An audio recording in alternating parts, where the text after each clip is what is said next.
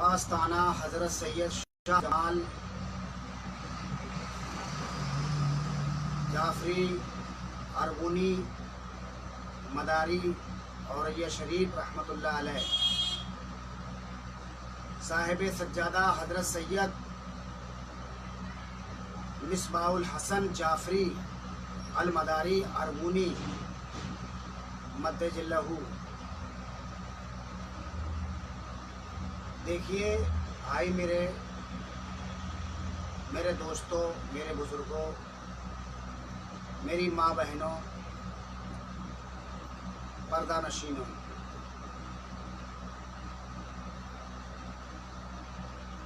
आज के ज़माने में कुछ ऐसे मौलवी लोग हैं, हक बात बयान करने में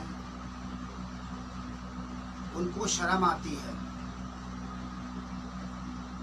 क्योंकि अल्लाह तबारक व तआला ने हम लोगों को इल्म अता फरमाया है। जब हम और आपको इल्म अता फरमाया है तो वो इल्म जो है दूसरे तक पहुंचाना हमारा काम है।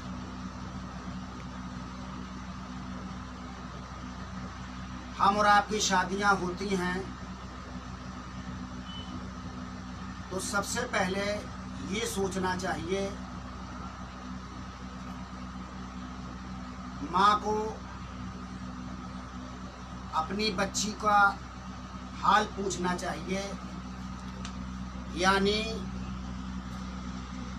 उसकी तारीख हैज़ की कौन सी है, क्योंकि निकाह के वक्त हैज से नहीं होना चाहिए, नापाक नहीं होना चाहिए, पाक साफ है उसी हिसाब से तारीख रखना चाहिए। माँ बहनों को अपनी बच्चियों के से मालूमात करने के बाद और जब हमारे बच्चों की शादियां होती हैं उस वक्त निकाह के वक्त हमको ये देखना चाहिए, लड़के को दूल्हा को ये बाकायदा पाक साफ होना चाहिए, निकाह के वक्त बावजू होना चाहिए। इधर दुल्हन भी जो है वजू के साथ में होना चाहिए। जब इन दोनों का निकाह हो गया है उसके बाद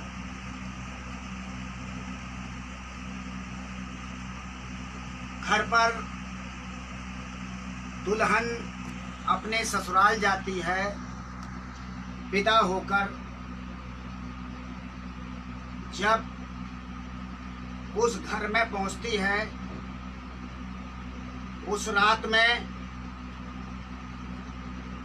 दूल्हे को ये बात को समझना चाहिए, अपनी दुल्हन के पास, अपनी बीवी के पास, अपने शरीके हयात के पास जब जाए उस रात में तो उस कमरे में जाकर सलाम करना चाहिए सबसे पहले। उसके बाद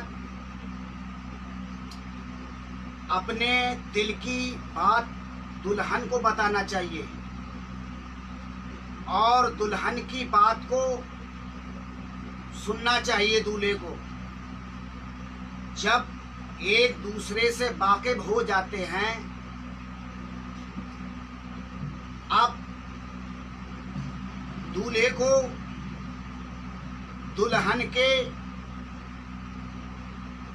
सर के कुछ बाल यानी पेशानी के बाल कुछ पकड़कर